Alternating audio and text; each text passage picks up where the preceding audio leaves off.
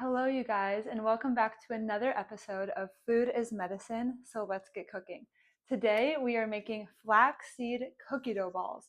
What sounds better than that, honestly? I love cookie dough, I love flaxseed, and these nutrient-dense balls are rich in flaxseed. They actually contain your daily requirement of omega-3 fatty acids, and we'll talk about that. And they're also really rich in a bunch of nutrients, a bunch of phytonutrients, vitamins, protein, healthy fats, all the good stuff, and they taste like cookie dough. So let's get started. I have my cup of tea going. If you want to sip some tea with me, I always think it's kind of nice and relaxing to sip this in the kitchen. So come along and join me and let's cook these together while, talking about some of the health benefits. We're going to specifically touch on why oats are good for you, the beta glucans, as well as why flax seeds are good for you for two reasons: the phytoestrogens as well as the ALA, which is the plant source of omega-3s that is really beneficial for us. And we're also going to talk about how I make date paste and basically how this is a great way of using a more natural sweetener that has fiber and isn't extremely processed, and so can be a better alternative to other sweeteners. And it has this beautiful caramel flavor. So I kind of messed around with this way of making it, and I absolutely love it. And I incorporate it into this recipe whenever I make it. So come along and enjoy. Get your ingredients ready. I'll have a list of the ingredients in the description. Be sure to subscribe for more videos like this. I'm trying to release one every week. I'm starting residency soon, so I'll be a doctor very soon, finishing medical school, and I hope this can just feel like you have a medical student, soon to be doctor, in your kitchen cooking with you and telling you how, these easy, healthy recipes can support your optimal health.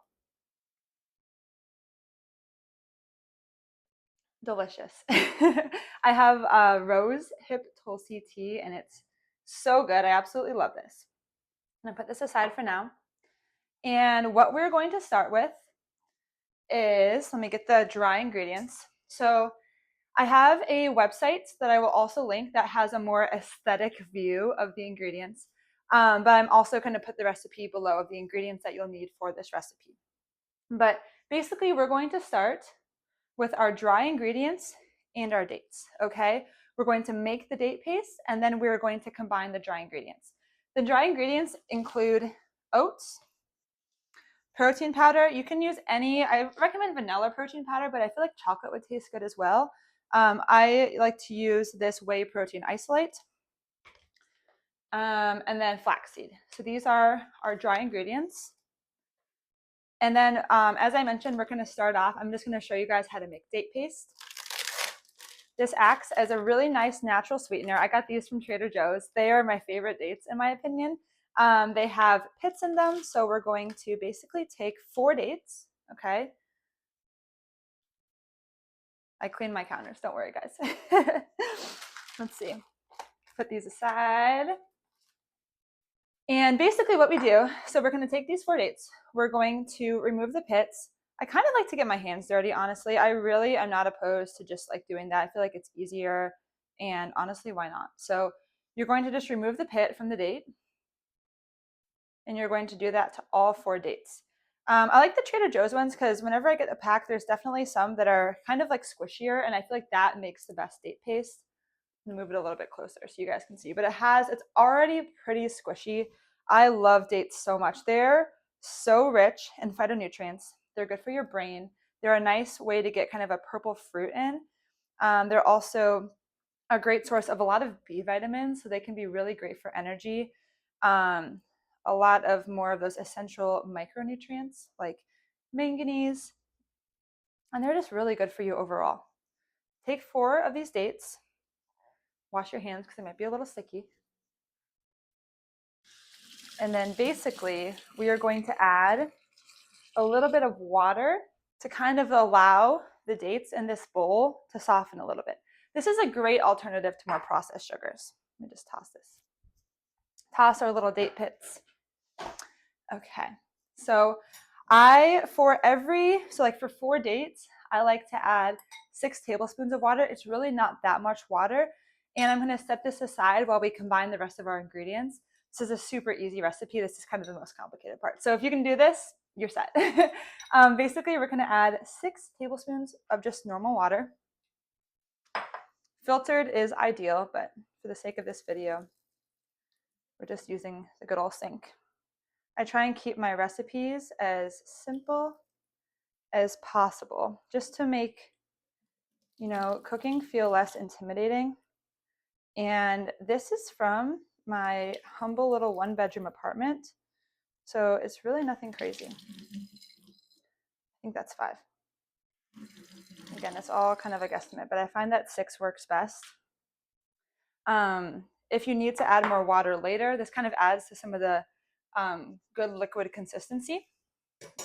But if more water is needed later, that is a-okay. Basically, I'm just getting in there, and now that the dates have been pitted, the water has been added, I'm just kind of squeezing the dates with my hands just to kind of get them a little bit more broken up. Again, if you're not used to getting your hands dirty, I feel like it's kind of nice. I feel like we spend so much of our life not really connected to the earth, and this is a food from the earth. This is a beautiful fruit that's so good for you. And again, assuming you wash your hands, I think this is a great thing to do. Okay, so it's kind of gotten a little bit mushy. I'm just going to rinse my hands off, and we're just going to set that aside.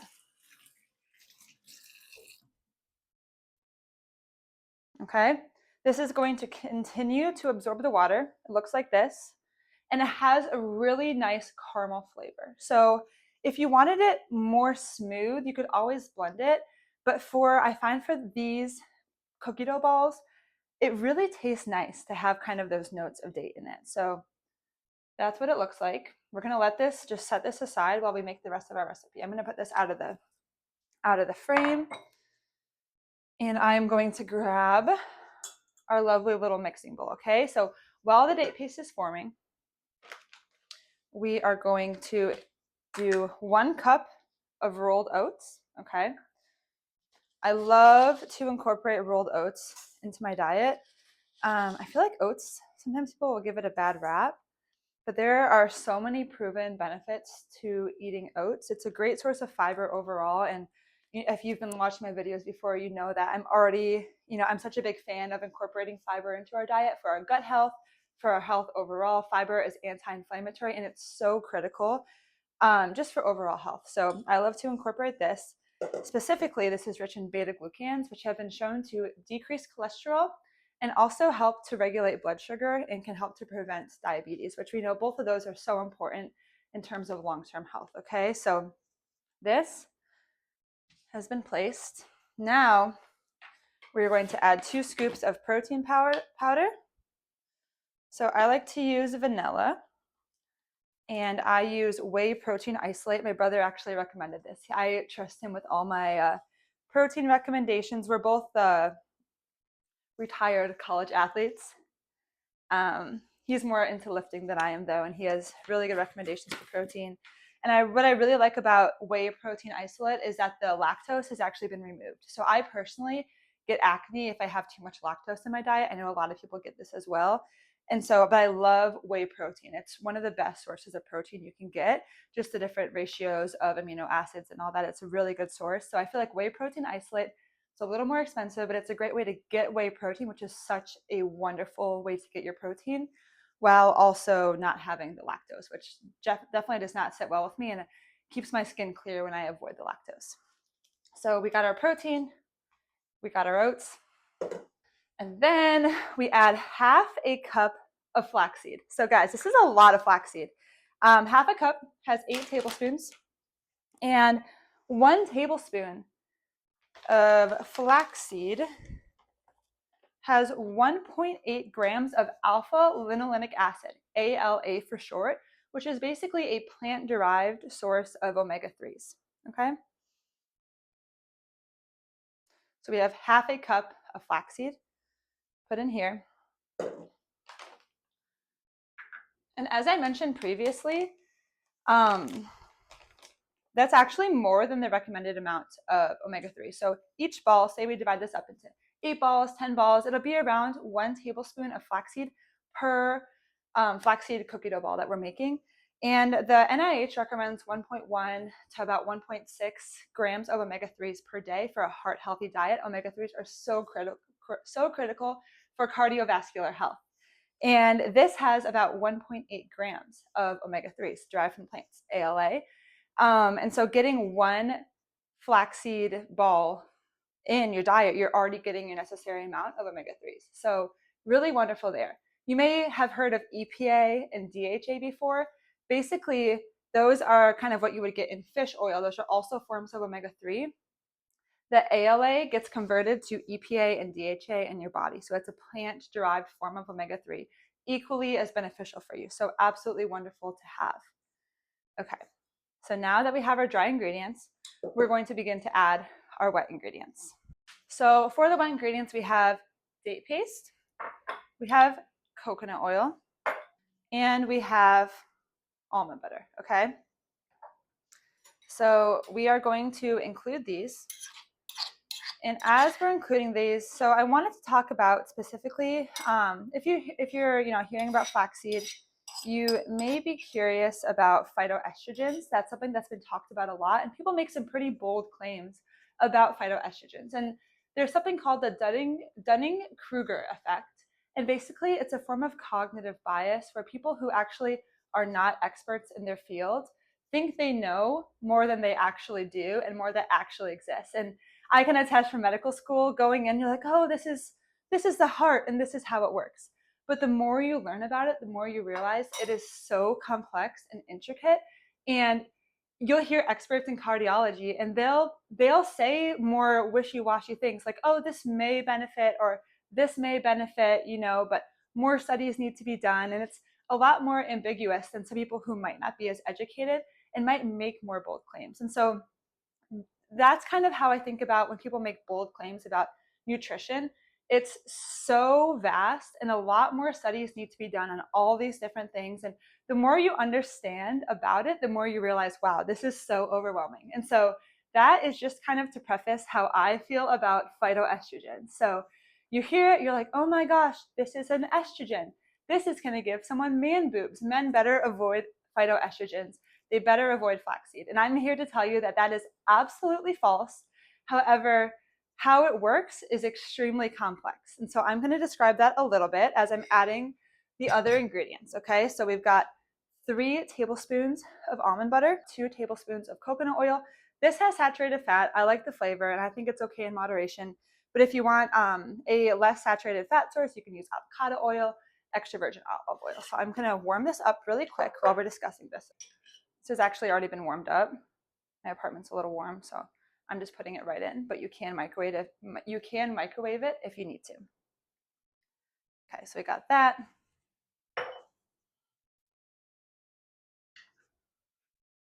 And then we have our almond butter. Okay, so phytoestrogens are just as, they sound. They're named after the fact that they bind to estrogen receptors in the body. However, they bind more weakly, and they don't cause that intense estrogenic effect that a lot of people kind of think when they hear, oh, phytoestrogens, avoid those at all costs because you're going to get, some really detrimental effects. So phytoestrogens are actually kind of broken down into, there's 2 different large groups of phytoestrogens. There's even more smaller groups. Groups are isoflavones and lignans. Isoflavones can come from soy, and lignans, an example of that is flaxseed. So in here, we have a great source of lignans. Flaxseed is actually one of the most potent sources of lignans in kind of the plant food realm, okay? So it's an excellent source of that. And phytoestrogens are actually incredibly beneficial. Again, they bind to that estrogen receptor very weakly. And if anything, they cause a weakly anti-estrogenic effect. They cause no effect, or they may cause a weakly pro-estrogenic effect. And this is still being studied. I'm not going to make any bold claims here apart from the fact that this will not give you man boobs, okay? So basically, phytoestrogens are extremely anti-inflammatory. They're extremely beneficial. It's kind of thought that this anti-estrogenic effect, very mild, but this anti-estrogenic effect that they can cause is more common in females that are in their reproductive years, because basically they can have so much estrogen in their system, and basically these phytoestrogens can kind of compete with the endogenous, their body's own estrogen. So it actually might help to lighten periods and decrease some symptoms in women kind of like, that cyclic breast pain you might get. Some say it might help with hormonal acne, PMS, and again, lightning periods. So it is thought to have some beneficial effects. However, I would like to see more research. And again, the mechanism behind that, there's different estrogen receptors. It's super complicated.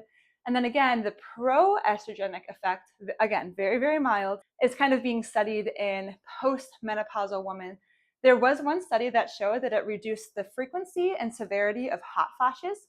And the thought behind this is that the phytoestrogens may have caused a weak pro-estrogenic effect. And then in postmenopausal, as you know, these symptoms can be caused by a reduction in estrogen after the female goes through menopause. So the studies in that are very mixed. The studies in phytoestrogens in postmenopausal females and how that helps with the hot flashes and kind of symptoms of menopause, those studies are extremely mixed. There is not super strong evidence for that yet. However, there are some studies that show that it helps, some that show, there was no statistically significant difference from getting a placebo. So a lot of studies are mixed on that, but you'll hear that kind of throughout, the media and stuff like that. So I wanted to talk about phytoestrogens because it is so complex. I think it's very interesting, and I think it definitely can have some benefits. I personally like to take it. I have a history of a lot of hormonal issues like amenorrhea, PMDD, which is a very severe form of PMS that causes depression. And thankfully, I don't have that anymore. I was able to, really work on healing myself from the inside out. Some people will say that flax seeds can help with cystic acne, all that kind of stuff. So the research needs to be done. I love to incorporate flax seeds for so many reasons. We know phytoestrogens, again, from flaxseed, they're lignans. These are in general just good overall. There's also a correlation between groups of people who eat a lot more phytoestrogens. They tend to have lower rates of certain types of cancer, specifically hormone-related cancers. Again, this is a correlation, not a causation. I'm so sorry for being ambiguous, but then again, I want to just, keep you guys as informed on the evidence as possible. And I hope that allows you to trust me more and kind of understand, that things might not be as black and white as some people will make them see, even though that's a lot sexier to hear in the media, So I wonder too, the people who are doing really well and having less cancer and having a diet more rich in phytoestrogens, is that the phytoestrogens, which it very well could be. It kind of makes sense to the mechanism why those could help to prevent hormone-sensitive cancers. But is it just the fact that phytoestrogens are found in a lot of different plants, and consequently we know that plant-based, plant-rich diets also are linked with low incidences of cancer? So anyway, food for thought. That has been a long rant, but then again, I'm sure you're used to by now, kind of learning about the benefits of these foods while we cook them. So I'm gonna initially mix this with a fork and then probably get in it with my hands. The thing about this recipe, these ingredients are not super liquidy because we're gonna get really firm cookie dough balls, okay? So I lightly mix this with my fork. Get all the fluid, good. And this is kind of what it looks like. Now I'm gonna kind of just go in with my hands and break up all kind of where the almond butter is, where the date paste is. It's a great natural sweetener. And just really kind of break this up. As you do this, it's going to become more moist as you incorporate the dry with the wet. And it's really not going to be super, super moist as you might expect actual cookie dough to be, because we're not baking it, okay? We're just gonna, well, I mean, we literally can eat them right after we make them, okay? So after doing this, here's what mine looks like. Again, very still, there's a lot of, it's still pretty dry, but it's moist now, okay? We're gonna add our last ingredient. So spices, cinnamon and nutmeg, and of course, chocolate chips, okay? If you feel like when we're creating the balls, and this is where we're gonna put them. If you feel like when we're creating them, the balls, that you need more, it's not forming as well and you need more water, you can absolutely add water. I would say tablespoon by tablespoon as well, because the moisture will vary with the type of almond butter you use, how your date paste ended up, all things like that. So feel free to add a tablespoon of water at a time. A little bit goes a long way. I love my tea. It's so good. Okay. And the recipe, again, I mentioned I put that on my website, but it's also going to be below. But I mentioned just a sprinkle of cinnamon. Okay. This also has really good benefits for, anti-inflammatory, blood sugar control. Cinnamon is a superfood, honestly, and a great way to incorporate plants into your diet. Nutmeg as well. I'm going to add some nutmeg. I don't add as much because it's a really unique flavor, but I really like it in here. Kind of gives it a cozy cookie taste. And then we're going to add half a cup of semi-sweet chocolate chips. I kind of guesstimate it. I love chocolate, so I tend to go on the side of more chocolate than less. It's really good. Okay. So then we're going to mix all these together. And we are going to form our balls. Okay. Yeah, this time around, I think my balls, this is when you'll tell if you need more water, okay? So mine aren't forming super, super well. They're a little bit crumbly, so I'm just gonna add a little bit more water. Again, it's my hope that this feels like something that's super easy for you to follow along with, okay? Okay. We added a little bit of water, and that's really going to make things stick together a lot better. There we go. Yeah, a little bit goes a long way. Put about probably 1 or 2 tablespoons roughly. Then we're able to form these super well, okay? So this is the fun part. Now you know all the benefits in them. We're just going to form these flax balls. Getting your hands dirty, embrace it. I think it's honestly kind of a grounding thing to use your hands while you cook. We got our flax balls, and then I'm just gonna put them in this dish that I have here. I love to refrigerate these, use them as a breakfast food, use them as a dessert, use them as a snack. They are delicious. Like, they are so good. I absolutely love these. My husband does too. Okay, and then another pro tip, when your hands get really sticky, just rinse them with water, get a little bit of water on them, and then the balls will be able to form a lot easier. This is one of those recipes where I go to the sink a lot. Again, keeping it super informal.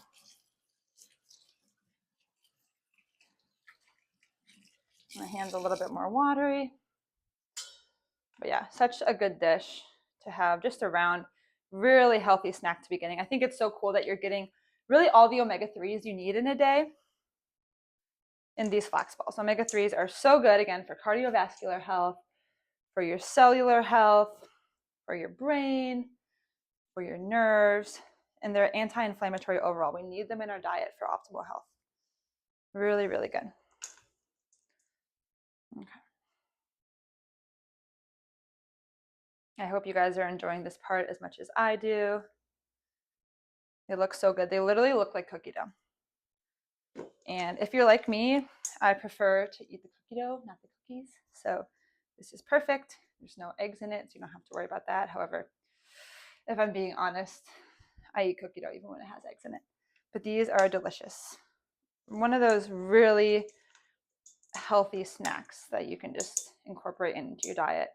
And of course, this was a longer video because I was ranting about all the health benefits. But it really doesn't usually take me more than about 10 minutes to make these. And that's being conservative, maybe even 5.